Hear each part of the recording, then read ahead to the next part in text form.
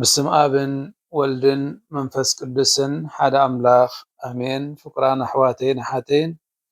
لمون مقصلتا نايت معلتا ونقبر زلنا باب مزقب هيمانوت كاوصري شدشتميتن سوسان شمونتن كساب شدشتميتن سبعان أربعتن كنا نببينا أنكز شوعاتي نزلون نزموتن كفرد كابو ዳግማይ ክመጽእ እዩ ዳግማይ ብክብሪ ክመጽእ እዩ ቁጽሪ 668 ናይቶም ሕያዋንን ምዉታን ጎይታ ምእንቲ ክኸውን ክርስቶስ መይቱ ተንስአ ናይ ክርስቶስ ንሰማይ ምዕራግ ድማ ብሰብኣውነቱ ኣብ ናይ ኣምላኽ ክእለትን ስልጣንን ንዝጭብጦ ሱታፌ ዘመልክት እዩ ኢየሱስ ክርስቶስ ጎይታ እዩ ኣብ ሰማይን ኣብ ምድርን ኩሉ ስልጣን ዝጨበጠ እዩ ንሱ ልዕሊ ኩሉ ግዝኣትን ስልጣንን ሓይልን ምልክን እዩ ከመይሲ ኣቦን ብዘሎ ኩሉ ኣብ ትሕቲ እግሩ ኣግዚእዎ እዩ ክርስቶስ ናይ መላእ ዓለምን ናይ ታሪኽን ጎይታ እዩ ታሪኽ ወዲ ሰብ ከምኡ እውን መላእ ፍጥረት ካብኡ ይብገስ ኣብኡ ከዓ ብልዑል ኣገባብ ተፍጻሜቱ ይረክብ ቁጽሪ 669 ክርስቶስ ከም መጠን ጎይታ ናይ ተኣካሉ ዝኾነት ቤተ ክርስቲያን ርእሲ እውን እዩ ተልእኹ ብምልኣት ብዝፈጸመ ከዓ ንሰማይ ድሕሪ ዓሪጉን ከቢሩን እውን ክርስቶስ ኣብ ምድሪ ኣብ ቤተ ክርስቲያኑ ይነብር ኣሎ ክርስቶስ ብሓይሊ መንፈስ ቅዱስ ኣብ ልዕሊ ቤተ ክርስቲያኑ ናይ ዝፍጽሞ ስልጣኑ ቀንዲ ምንጪ እቲ ተቤዝዎቱ እዩ መንግስቲ ክርስቶስ ብምስጢራዊ መንገዲ ድሮ ህልውቲ እያ ኣብ ምድሩን ከም ዘርእን ምጅማር መንግስትን ትግለጽ ቁጽሪ 670 ካብ ዕርገት ንደሓር መደብ ኣምላኽ ኣብ ተፍጻሜቱ በጺሑ ኣሎ ንሕና እውን ድሮ ኣብቲ መወዳእታ ሰዓት ኢና ዘሎና እቲ ናይ ዓለም መወዳእታ እዋን ድሮ ኣቲናዮ ኣሎና ናይዚ ዓለም ዝምሕዳስ ከዓ ብዘየዳግም መንገዲ ኣብ ጉዕዞ እዩ ዘሎ እዛ ኣብ ምድሪ ዘላ ቤተ ክርስቲያን በቲ ሓቀኛ ግን ከዓ ዘይፍጹም ዝኾነ ቅድስና ዝተሸለመት ስለ ዝኾነት እቲ ናይ ምሕዳስ ስራሕ ብገሊኡ ኣቐዲሙ ተፈጺሙ ክበሃል ዝከኣል እዩ ንስብከት ቤተ ክርስቲያን ብዘሰኒ ተኣምራዊ ምልክታቱ ድማ መንግስቲ ክርስቶስ ድሮ ህላዊኡ ገሊጹ እዩ ክበሃል ይከኣል ኩሉ ንኣኡ ክሳብ ዝግዛእ ቁጽሪ 671 መንግስቲ ክርስቶስ ኣብ ቤተ ክርስቲያን እኳ ድሮ ህልው እንተኾነ ጋና ብሕጂ ብሓይልን ብዓቢይ ክብርን ብናይቲ ንጉስ ናብ ምድሪ ምምላስ ተፈጻሜት ክረክብ ዘለዎ እዩ ብናይ ክርስቶስ ፋሲካ ብዘይዳግም መንገዲ ዝተሳዕሩ እኳ እንተኾኑ እዚ መንግስቲ እዚ ካብቶም ሓይልታት ክፍኣት ቀጻሊ ዝኾነ መጥቃዕቲ ክመጽኦ ይርከብ ኩሉ ነገር ንኣኡ ክሳብ ዝግዛእ ፍትሒ ዝነግሰሉ ሓድሽ ሰማይን ሓድሽ ምድርን ክሳብ ዝርከብ እዛ ናይ ነጋድያን ቤተ ክርስቲያን ብናይዚ ምድሪ እዚ ምስጢራታን ካልእ ስርዓታታን እናተፃወረት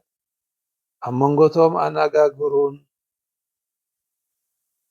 እነጋዓሩን እናፀዓሩን ጋና ግልፀት ደቂ ኣምላኽ ዝፅበዩ ፍጡራት ግቡእ ቦታ ሒዛ ትርከብ ስለዚ ከዓ ክርስቲያን ብፍላይ ኣብ ስርዓተ ቅዱስ ቁርባን ንዳግማይ ምጽኣቱ ንኸቀላጥፉ ማራናታ ኦ ጎይታ ነዓ እናበሉ ዝጽልዩ ቁጽሪ 672 እቲ ብእስራኤል ትጽቢት ዝተገብረሉ ከም ቃል ነቢያት እውን ወሳኒ ዝኾነ መደብ ፍትሕን ርትዕን ፍቕርን ሰላምን ዘፈልፍል መሲሓዊ መንግስቲ ብክብሪ ዝቆመሉ ሰዓት ገና ከም ዘይበጽሐ ኢየሱስ ቅድሚ ዕርገቱ ኣረጋጊጹ ነይሩ እዩ። ከም ኣባህላ ጎይታና እዚ ዘሎ ግዜ ናይ መንፈስ ቅዱስ እዋንን እዋን ምስክርነትን እዩ። ምስኡ ሓዘንን ፈተና ክፍኣትን ዘንጸላለዎ እዋን ኮይኑ ንቤተ ክርስቲያን እውን ዘይነሓፈ እቲ ናይ መወዳእታ ዕለታት ንኽመጽእ ዝንቀሳቐስ እዩ። ናይ ምጽባይን ነቒሕኻ ናይ ምሕላውን እዋን እዩ። ግርማዊ ምጽኣት ክርስቶስ ተስፋ እስራኤል ቁጽሪ 673 ካብ ዕርገት ክርስቶስ እንዳሓር እቲ ናይ ክርስቶስ ክብሪ ዝዓዘዞ ምጽኣቱ ዘይተርፍ ትሑዝ ነገር እኳ እንተኾነ ኣቦ ብስልጣኑን ዝመደቦ ዘመንን እዋንን ክትፈልጡ ኣይተውሃበኩምን ተባሂሉ እዩ። ክልቲኡ ማለት እቲ መወዳእታን እቲ ናብኡ ዝቕድሞ መወዳእታ ፈተናን እኳ እንተደንጎየ እቲ ማሕለቕታዊ ምጽኣቱ ግን ኣብ ዝኾነ ሰዓት ክፍጸም ዝከኣል እዩ። ቁጽሪ 674 ብክብርን ግርማን ናይ ዝተኸለለ መሲሕ ምጽኣቱ ብመላእ እስራኤል ተቐባልነት ክሳብ ዝረክብ ኣብ ዝኾነ እዋን ታሪኽ ተንጠልጢሉ ጸኒሑ። ከመይሲ ብመንጽሪ ኢየሱስ ኣብ ዘይምእማኖም ስለ ዝወደቑ ኣብ ገሊኡ ወገን እስራኤል ትሪ ልቢ ነጊሱ። ብድሕሪ በዓል ጴንጤቆስጤ ቅዱስ ጴጥሮስ ነቶም ናይ ኢየሩሳሌም ኣይሁድ ከም ዝስዕብ በሎም፣ እምበኣር ኃጢኣትኩም ምእንቲ ክድምሰሰልኩም ካብ ገጽ እግዚኣብሔር ከዓ ዘመን ምሕዳስ ምእንቲ ክመጻልኩም ነቲ ቅድም ንኣኻትኩም ዝተሓረየ መሲሕ ንሱ ኸዓ ኢየሱስ ምእንቲ ክሰደልኩምሲ ተነስሑን ተመለሱን። ኣምላኽ ካብ ጥንቲ ብኣፍ ነቢያቱ ከም ዝተዛረቦ ኩሉ ነገር ዝሕደሰሉ ዘመን ክሳብ ዝመጽእ ሰማይ ንኢየሱስ ክቕበሎ ይግባእ እዩ። ቅዱስ ጳውሎስ ድማ ነዚ ኸቃልሕ ከሎ ኣምላኽ ንእስራኤላውያን ምስ ነጸጎም ንዓለም ዕርቂ ካብ ኣምጻላ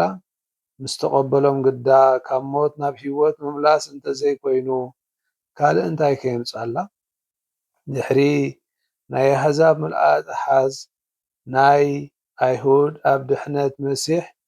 ብምልኣት ምእታው ማለት ንህዝቢ እግዚኣብሔር ናብ ናይ ክርስቶስ ምልኣት ብጽሕነት ዘብጽሖ ኣምላኽ ድማ ኩሉን ኣብ ኩሉን ንኽኸውን ዘኽእሎ እዩ። ፍቁራን ኣሕዋተይን ኣሓተይን እዚ ሎሚ ዘንበብናዮ ክፍሊ መዝገበ ሃይማኖት ብዛዕባ ናይ ጎይታና መድሓኒና ኢየሱስ ክርስቶስ እቲ ዳግማይ ብኽብሪ ክመጽእ ምዃኑ ዝገልጽ እዩ።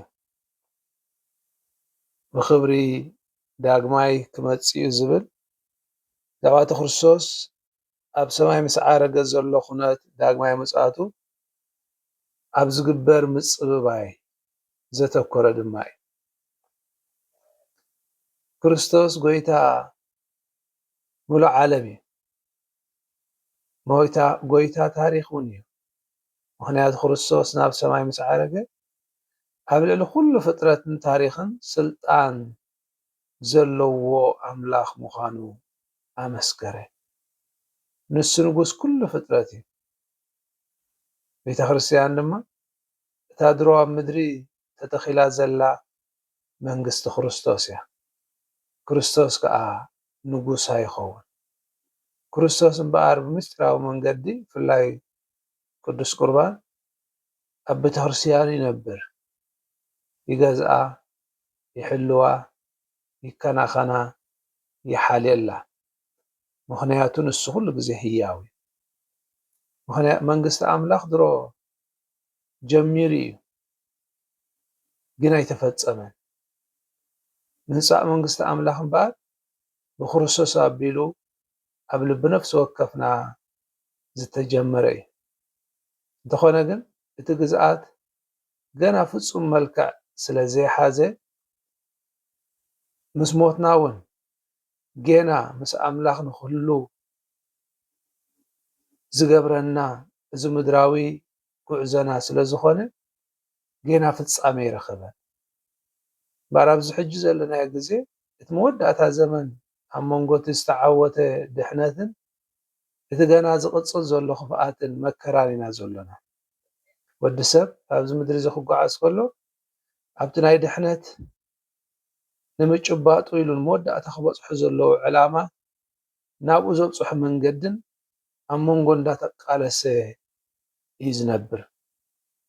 ስለዚ ዓብ ተስፋ ግን ኣሎና እዚ ተስፋ እዚ ከምቲ ክርስትያን ኣብ ተስፋን ንቕሓትን ኮይኖም ክፅበይዎ ዘሎ ነቲ ክመፅእ ዘሎ ብተስፋ ክንፅበዮ ምፅባይ ዳግማይ ምጽኣት ክርስቶስ እምበር ክርስቶስ ዳግማይ ክመፅእ ምዃኑ ርግፅ ስለ ዝኾነ እቲ ግዜ ግን ስለ ዘይንፈልጦ ወይ ውሱን ስለ ዘይኮነ በታ ዘይተፀበናያ ሰዓት ክመፃና ስለኽእል ቤተክርስትያን ኩሉ ግዜ ድልውቲ ክትከውን ምእመናና ከዓ ድልዋት ክኾኑ ትምህርን ትገልፅን ትፅውዕን እቲ ዳግማይ ምጽኣት ዝዘንግዖ እምበር ምናልባት እቲ ዳግማይ ምጽኣት ዝዘንግዐ ዝመስሎ ኣምላኽ ሰባት ክንሳሕ ዕድል ክህበና ስለ ዝደለየ ደኣ እምበር ኣምላኽ ስለ ዝዝንጋዕ ኣይኮነን ስለዚ ምምላስና ዝፅበይ ምምላስ እስራኤል ወይ ኣይሁድ ቅድሚ ዳግማይ ምጽኣት ክርስቶስ እስራኤላውያን ኣይሁድ ንየሱስ ከም መሲሕ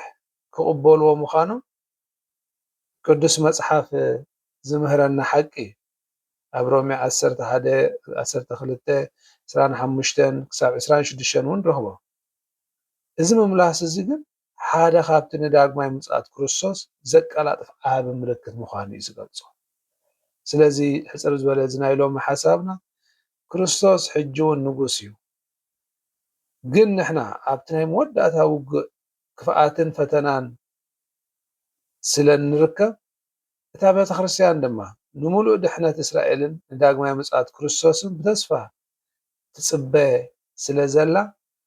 ንሱ ብዳግማይ ምጽኣቱ ብክብሪ ብዝመጻሉ ግዜ ምስኡ ህያዋን ክንከውን ኢና ኣሜን ስብሃት ንኣብን ወልድን መንፈስ ቅዱስን ይኹን ጥንቲ ከም ዝነበረ ሕጂ ከዓ ንወትሩ ንዘለኣለም ዓለም ኣሜን በስመ አብ ወወልድ መንፈስ ቅዱስ ሓደ ኣምላኽ ኣሜን